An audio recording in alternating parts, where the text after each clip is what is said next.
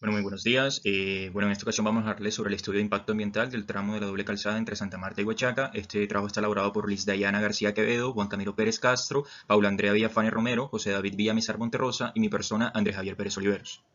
La infraestructura vial es el conjunto de componentes físicos que interrelacionados entre sí de manera coherente y bajo cumplimiento de ciertas especificaciones técnicas de diseño y construcción ofrecen condiciones cómodas y seguras para la circulación de los usuarios que hacen uso de ellas. Estos ejes constituyen una pieza clave indispensable para el desenvolvimiento de la economía y desarrollo productivo del país. De esta forma se dota de accesibilidad e interconectividad terrestre necesarias para el sistema de centros poblados, zonas rurales y territorios que en su conjunto y integridad buscan el desarrollo sustentable y en armonía con el medio ambiente. En Colombia se ha convertido en una costumbre hablar sobre la necesidad que tiene el país de construir infraestructura vial para capitalizar adecuadamente los niveles de crecimiento económico del país. La Ruta Nacional 90, también conocida como la Transversal del Caribe, es uno de los corredores viales más importantes del país, ya que aborda gran parte de la costa caribe colombiana, uniendo varios de los puertos más importantes. Se sabe que esta ruta comienza desde Antioquia y finaliza hasta La Guajira.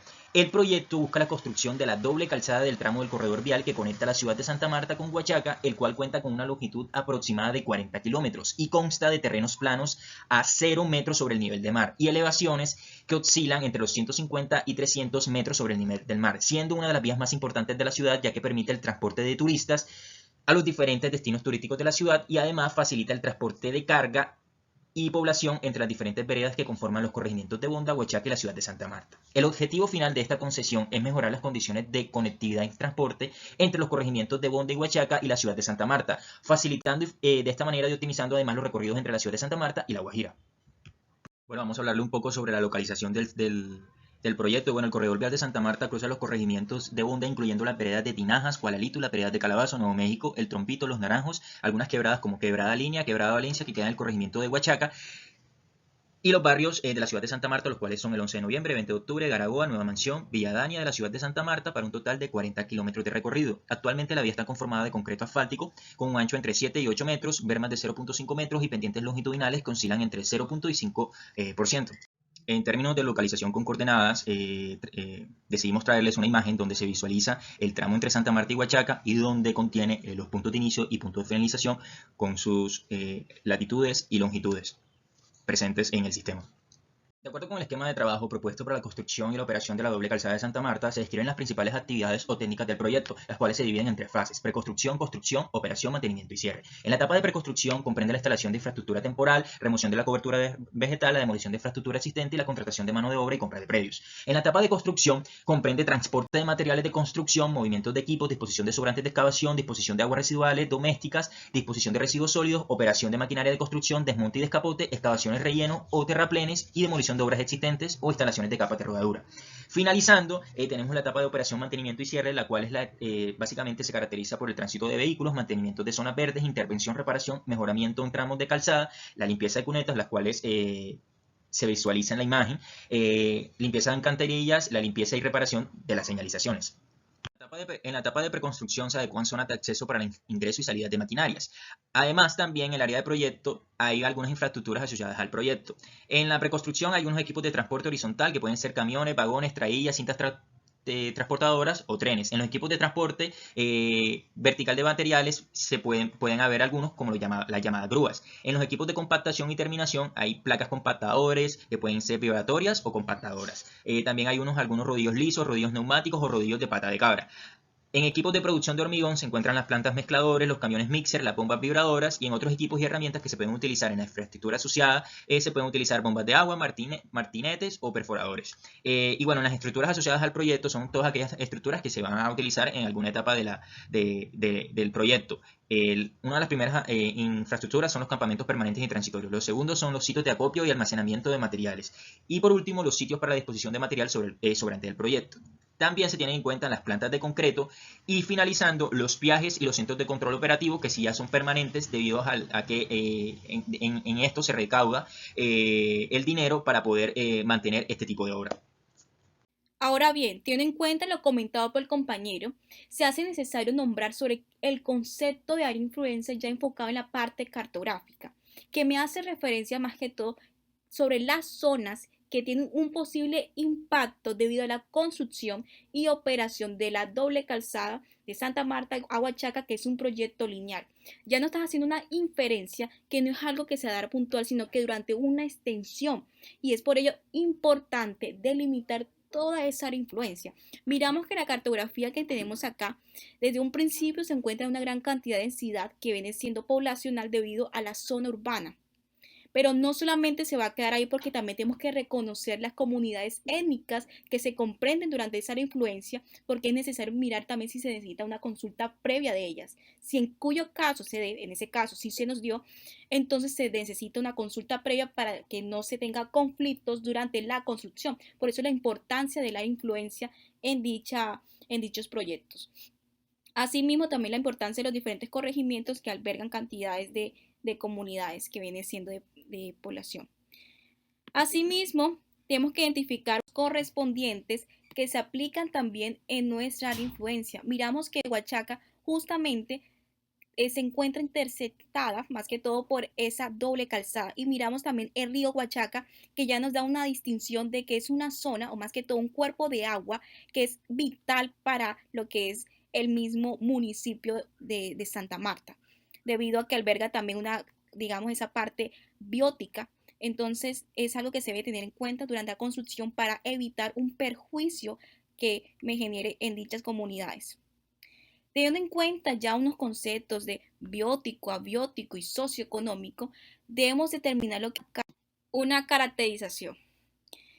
Es por ello que ya tenemos lo que viene siendo Santa Marta, y que se encuentra localizada en las estribaciones de la Sierra Nevada de Santa Marta, donde deducimos que hay una gran variedad o diversidad de lo que viene siendo flora y fauna. Miramos acá un ejemplo de una de las faunas, ¿sí? En este caso aves, que se encuentran en el medio biótico, que viene siendo la águila pescadora, y que ya identificamos que su fuente de alimento es más que todo también lo que es la ictiofauna. Entonces, es por ello que también tenemos que mirar qué pasa con las redes tróficas y evitar un conflicto de ellas, porque va a generar muchos perjuicios en lo que viene siendo nuestro medio biótico. Asimismo, tenemos lo que viene siendo el guacamayo, que viene siendo sí, la parte de flora, una especie arbórea, y que si no, también es mirar como que se encuentra una gran variedad en nuestra zona de Santa Marta. También el medio socioeconómico. Lo que nos importa más que todo en ese sector es también el aspecto arqueológico, y también lo que viene siendo las poblaciones, y que una de las poblaciones que se encuentran ahí son lo que es de la línea negra, que viene siendo Cogi Arhuaco. Entonces es algo que de una vez debemos identificar, listo. Una de las cosas que se realizarán son consultas previas.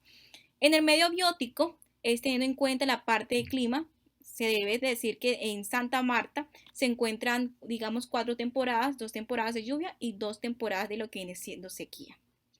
Ya finalizando con lo que es la zonificación, tenemos la zonificación ambiental. Primero trataremos lo que viene siendo medio abiótico y medio biótico. Miramos lo que viene siendo el medio biótico, donde nos dice que hay unas intervenciones mayores de 17%, con áreas de intervenciones con restricciones menores de 81%. Hay que identificar que en Santa Marta se encuentran, digamos, 2 zonas que tenemos que tener una conservación, que viene siendo el Tayrona y también la Sierra Nevada de Santa Marta.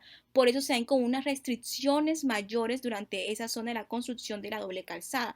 Pero eso no se queda ahí, sino también para el medio biótico. Justamente en esta zona se da lo que viene siendo la migración de lo que son las aves en la zona. Entonces es algo que debemos prevenir en la construcción de la doble calzada.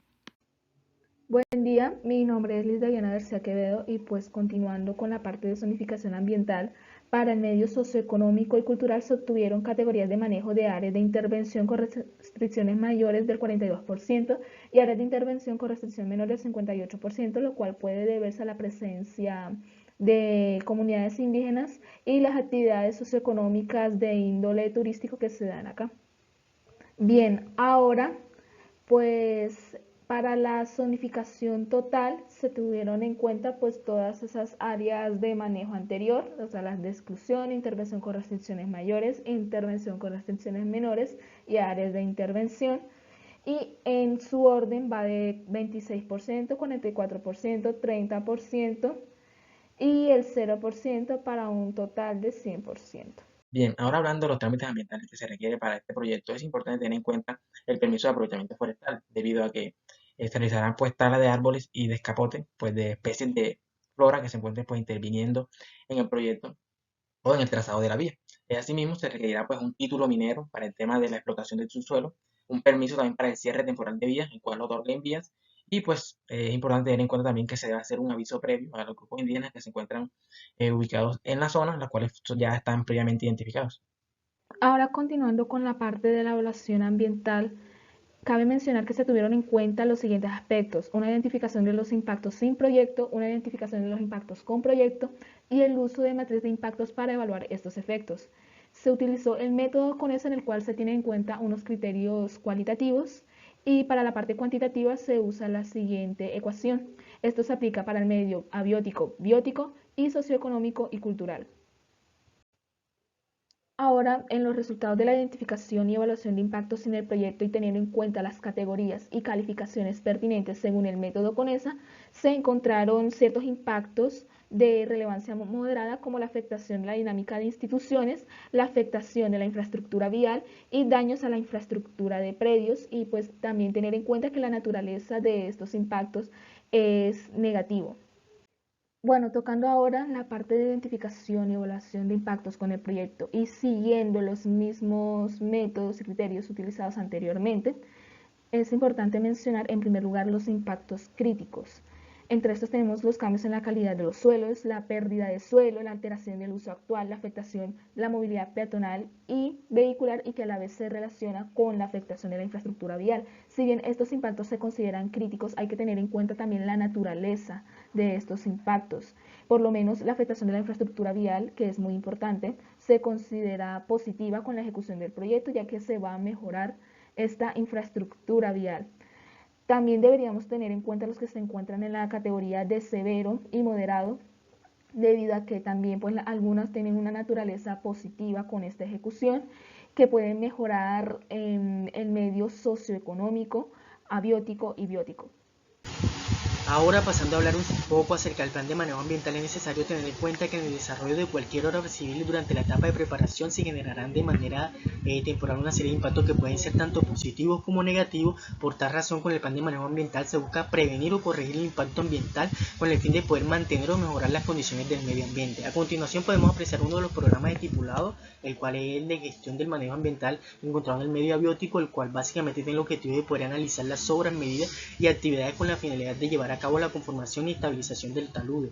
Este tendrá la meta de poder proteger y reforzar y corregir el 100% de los taludes y manejando impactos como la erosión, cambio del uso del suelo, pérdida y remoción del suelo y alteración del paisaje, entre otros. Se dará durante la etapa de construcción del proyecto, y dentro de las acciones que se llevan a cabo para cumplir con este objetivo, pues básicamente será ejecutar el adecuado manejo de los taludes y analizar actividades que puedan afectar el terreno en dado caso que se presente casos de inestabilidad. Dentro de los responsables identificados pues está el jefe ambiental, el jefe de área y demás colaboradores como operadores y terceros.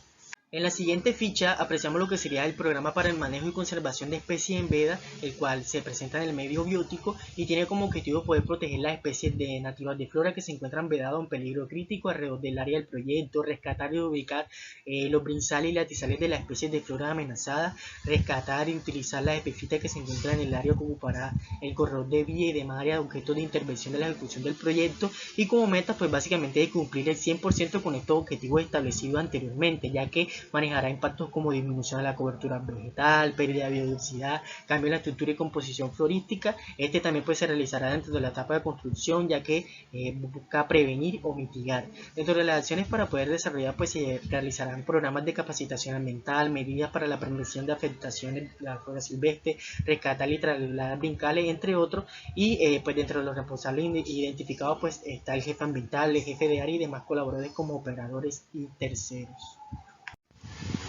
Ahora, hablando un poco acerca del plan de monitoreo y seguimiento, este básicamente busca establecer rutinas de seguimiento y evaluación sobre la ejecución y funcionamiento de los procedimientos y sistemas de control ambiental que fueron establecidos en el plan de manejo ambiental. Para el programa de gestión del manejo de salud del medio abiótico, pues se cumple con el objetivo anteriormente mencionado y con los impactos a los que responde. Dentro de las acciones a realizar, pues básicamente se realizarán revisiones con el gerente de la obra y encargado de la obra de geotecnia, y tendrá como indicadores de eficiencia acciones como el seguimiento a la estabilidad de los taludes y seguimiento a la estabilidad geológica del terreno, teniendo en cuenta la fórmula que se encuentra a mano derecha. Dentro de los responsables de este seguimiento pues se encuentran ingenieros civiles, geólogos y gerentes del proyecto, y pues el cronograma de actividades dentro de las cuales se realizará esto será cada trimestre durante el primer año de operación y posteriormente a este año 2 veces al año. Dentro de los costos de ejecución pues tendrá un total de 148,3 salarios mínimos legales vigentes, teniendo en cuenta el transporte, papelería, salario, entre otras cosas.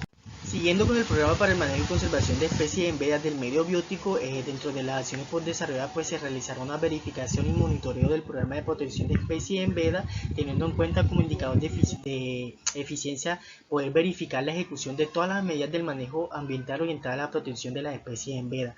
Los responsables de este seguimiento pues será el ingeniero ambiental, la autoridad ambiental y los biólogos, y el cronograma de actividades pues se realizará durante la etapa de construcción. Dentro de las acciones pues tendrá una serie de costos que pues será finalmente 4,6 salario mínimo legal vigente, teniendo en cuenta el transporte de profesionales, papelería, el salario, entre otras cosas que ya fueron incluidas en la ficha del plan de manejo biótico 0.1. Esta etapa pues se realizará dentro del proyecto de construcción y responderá a los impactos de pérdida de la cobertura vegetal, de biodiversidad y cambio de la estructura y composición florística. Hablando ahora del plan de gestión del riesgo y contingencia, es importante tener en cuenta esos posibles riesgos o amenazas que se pueden dar durante la ejecución del proyecto, como lo podemos dividir como amenazas tecnológicas, amenazas naturales y amenazas sociales. Dentro de las amenazas tecnológicas tenemos amenazas como accidentes de maquinaria y operaciones, accidentes de tránsito, también pues deslizamientos. Dentro de las amenazas naturales tenemos inundaciones, erosión, sismos, epidemias. Y dentro de las amenazas sociales que se pueden presentar tenemos atentados, azonadas y hurtos. Asimismo, tenemos una evaluación de los riesgos que se pueden presentar de acuerdo a estas amenazas, los cuales pues son evaluados teniendo en cuenta su clasificación como riesgos críticos, riesgos tolerables y riesgos aceptables. Como observamos en la tabla, podemos observar 4 riesgos críticos, los cuales se deben tener bastante en cuenta, como son sismos, las inundaciones, los deslizamientos y los accidentes de tránsito.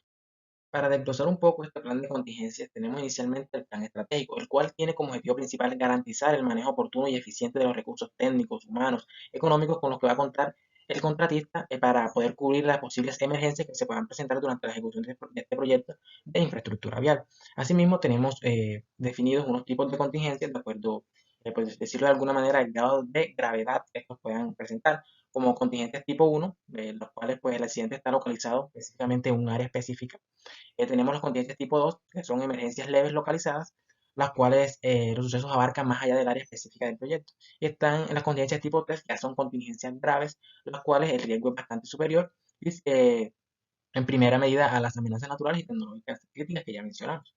Asimismo, existe también un tipo de contingencia de acuerdo al nivel, son clasificadas teniendo en cuenta un nivel 1, el cual es ese nivel donde la contingencia ocurre en el área específica del proyecto sin requerir la activación del plan de contingencia o el plan de emergencia. Asimismo, el nivel 2 es ese nivel donde se requiere o se requería la activación del plan de contingencia, y el nivel 3 ya es ese nivel crítico donde se surge la necesidad de solicitar refuerzos para abarcar la contingencia. Asimismo, dentro de este plan se establecen por las responsabilidades de la empresa, como son imponer sanciones a quien incumpla, a los trabajadores que incumplan las normas de seguridad que están establecidas. También deben participar pues en los simulacros que organicen entidades como lo son entidades de seguridad y emergencia, y pues también autorizar el plan de contingencia pues, anualmente. Hablando ahora un poco del plan operativo, es importante tener en cuenta esa organización que se tendrá para poder actuar ante un posible amenaza, riesgo o contingencia que se pueda presentar. Para ello tenemos a la cabeza un jefe brigadista, un ingeniero residente, un grupo de evacuación, un grupo de planificación o grupo técnico. Tenemos un grupo social y un grupo asociado al tema de salud o primeros auxilios. También tenemos que asociar este plan operativo la manera o los procedimientos a actuar ante cualquier emergencia crítica que ya identificamos, como pueden ser sismos, plan de contingencia también para inundaciones, plan de contingencia para deslizamientos y plan de contingencia para accidentes vehiculares.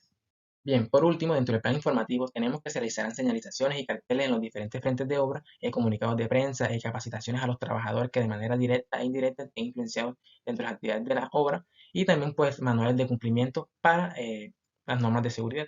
Asimismo, también se establecen los números telefónicos para entidades de gestión del riesgo.